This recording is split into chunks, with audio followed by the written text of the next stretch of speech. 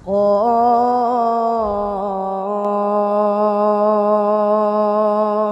والقرآن المجيد. Salafi Wahabi ini istilah, ya Allah, ini fitnah teman-teman sekalian. Ini fitnah. Dari mana istilah Wahabi ini? Dari mana istilah Salafi ini? Ini fitnah.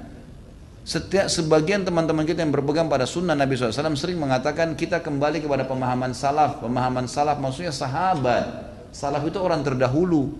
Dikatakan pesantren salafiyah, pesantren yang dulu, tradisional gitu kan. Jadi itu pemahaman kembali kepada salaful ummah. Hanya itu. Begitu dikatakan kembali kepada salaf sahabat, oh ini kelompok salafi namanya. Nisbatkan. Dari mana ini penisbatan ini gitu kan? Kemudian Wahabi, apa Wahabi ini?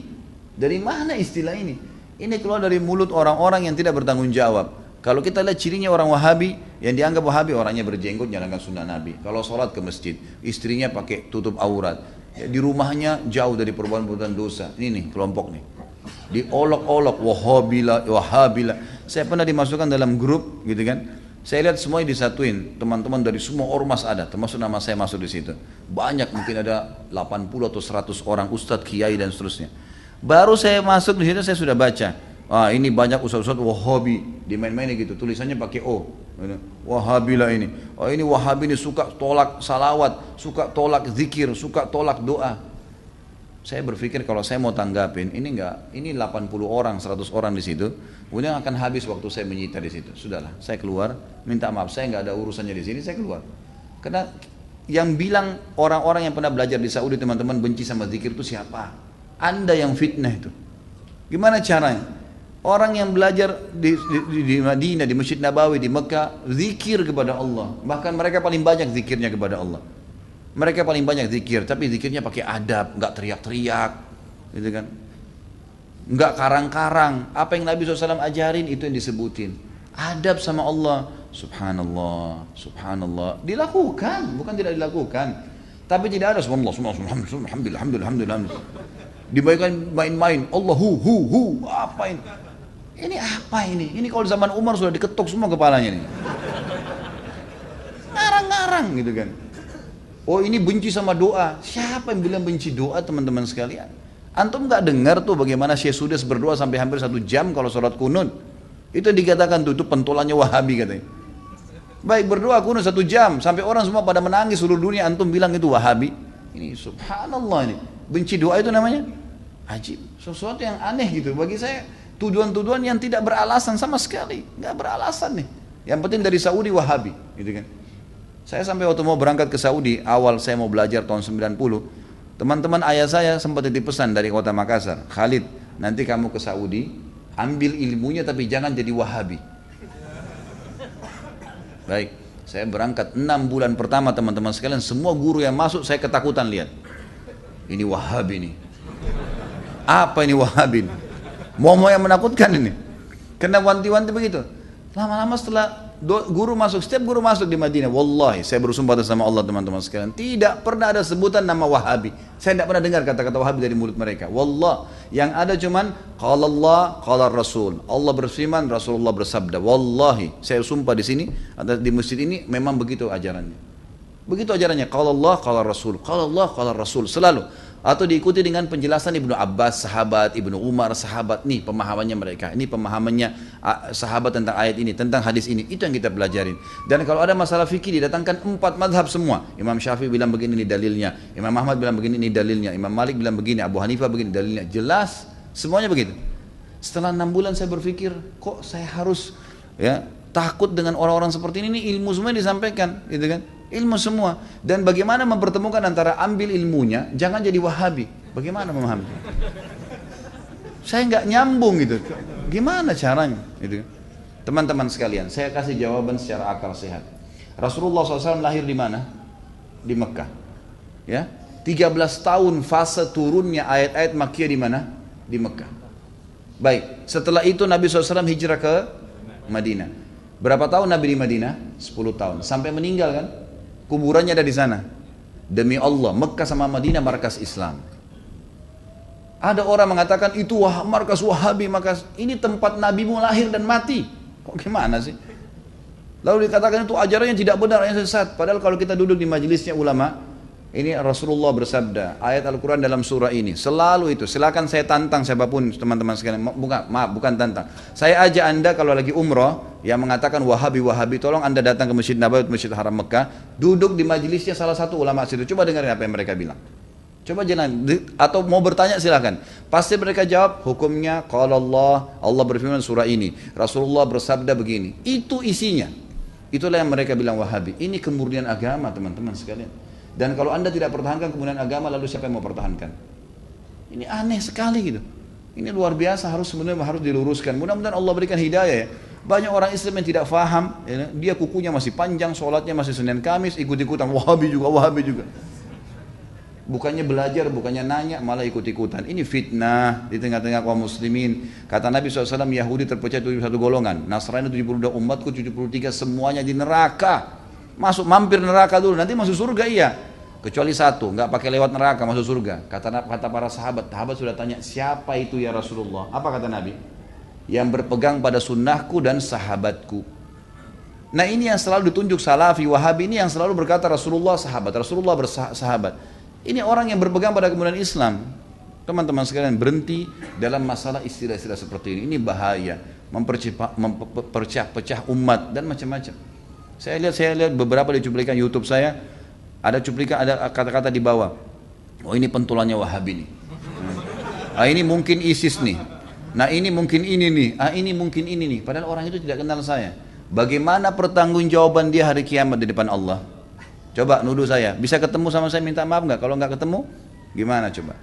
Saya bisa maafin, tapi dalam hukum Islam, kalau seseorang memfitnah saudaranya Muslim, menuduh sesuatu yang dia tidak punya ilmu, kan itu, sudah dimaafin pun pada orang yang melakukan orang-orang yang sedang difitnah, tetap hukum syar'i dia harus minta maaf. Kalau tidak, saya dapat pahala karena memaafkan, dia tetap dihukum sama Allah karena masih belum minta maaf. Variabelnya begitu kan? Hukumnya begitu. Orang mencuri, yang itu. Kemudian dia tidak kembalikan haknya orang, tetap dihukum, nggak bisa. Maka teman-teman berhenti dari fitnah ini. Kita ikut-ikutan. Ini dikatakan teroris, kita juga ikut-ikutan teroris semua. Ini garis keras, ini kita katakan garis keras. Belajar. Kita punya mata bisa melihat, telinga bisa mendengar, hati bisa berpikir, bisa merenungi. Dengar dong dulu, gitu kan? Apa yang disampaikan? Kalau disampaikan benar, terima. Kan itu. Teman-teman yang dituduh dengan istilah ini hanya betul-betul kembali kepada kemudian Al-Quran dan Sunnah. Itu. Coba hadiri pengajiannya pasti selalu kalau Allah, kalau Rasul. Kalau Allah, kalau Rasul. Ini ajaran Islam teman-teman. Gak pernah ada perkataan kata kiai saya, kata guru saya, kata gini, kata gitu. Gak pernah. Anda boleh ikuti ceramah saya. Kalau saya pernah katakan ini kata si fulan ini sudah jauh. Kalau Allah, kalau Rasul. Ada tanggapan ulama yang merincikan mungkin atau menyampaikan. Itu mungkin. Ini Allah Alam. Salafi itu diambil istilah sebenarnya. Teman-teman kita yang berdakwah sekarang di Indonesia ini berfaham sunnah. Termasuk mungkin pengajian kita ini seringkali dikatakan pengajian salafi, pengajian wahabi. Karena setiap kali dalam pengajian-pengajian ini kita selalu mengatakan salaf ummah. Ada orang-orang terdahulu sebelum kita dari kaum salaf ummah. Salaf ini yang telah mendahului. Itu yang dimaksud sahabat dan tabi'in. Itu yang dimaksud dengan kaum salaf. Ya, kaum salaf.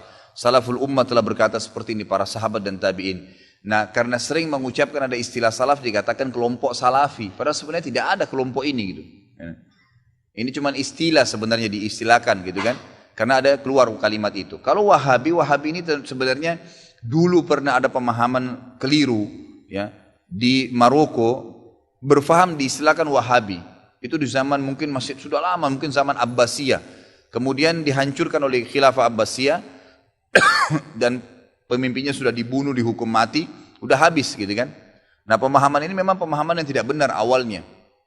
Kemudian setelah ya, pemahaman Syiah banyak ya, diperbaikin, diluruskan di Jazirah Arab ya, dan orang-orang Sunni banyak mengistilahkan ini Syiah, hati-hatilah. Orang Syiah itu mencaci maki, mengkafirkan para sahabat, kecuali Ali dan beberapa orang sahabat Nabi. Sementara ahli sunnah itu malah menghormati semua sahabat termasuk Ali. Tidak pernah ada ahli sunnah mencaci maki Ali radhiyallahu anhu. Kita muliakan dan kita terima. Semua keluarga Nabi SAW kita hormatin. Ya. Kita berikan salam dan salawat setiap kali kita tahiyat kepada mereka. Gitu ya. Nah orang-orang Syiah yang tidak menerima selalu diserang oleh ahli sunnah. Gitu kan. Karena kalau dikatakan sunnah, sunni dan syi'i. Ya, gitu. Sunni itu artinya orang yang mengikuti sunnah. Sebenarnya orang Syiah tidak mau istilah itu melengket pada kita, nggak mau. Karena kalau difaham pemahaman Sunni berarti orang-orang yang ikuti sunnah Nabi. Syiah berarti yang mengikuti pemahaman Ali, gitu kan? Seperti itu. Jadi pasti orang lebih cenderung memilih, oh berarti pemahaman Sunni dong, ikuti Nabi. Yang ahli sunnah juga menghormati Ali, kok nggak ada masalah, gitu kan? Maka orang-orang Syiah mengeluarkan istilah Wahabi yang tadinya awalnya tidak baik nih, dilempar kepada orang-orang yang faham Sunni. Makanya orang-orang Syiah di Iran itu mengatakan Saudi negeri Wahabi, gitu kan? Maksudnya negeri yang menjalankan sunnah. Kalau dia bilang itu negeri pusatnya Sunni, orang-orang akan dukung pasti. Tapi kalau dikatakan negeri itu negeri Wahabi, orang akan berpikir apa nih Wahabi ini? Bisa saja orang kembali kalau baca sejarah ke histori buruk tentang kisah Wahabi yang awal tuh, yang memang tidak benar, gitu kan? Padahal tidak pernah sama sekali ada istilah Wahabi. Saya tinggal di Saudi, waktu saya mau berangkat pertama, subhanallah, tahun 90, sekolah di Madinah. Waktu itu masih kelas SMA ya.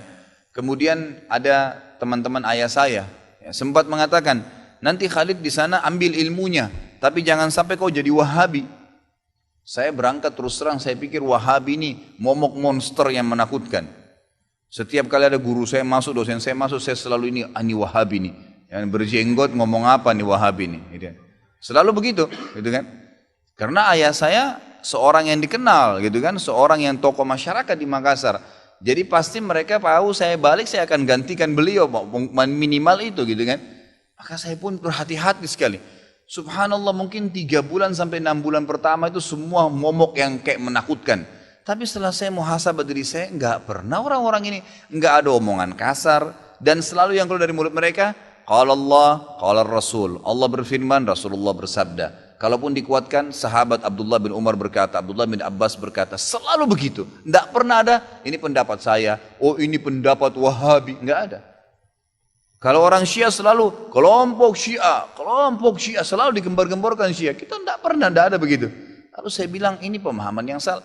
Kira-kira bagaimana caranya saya ambil ilmunya, saya enggak jadi Wahabi, ini bagaimana modelnya?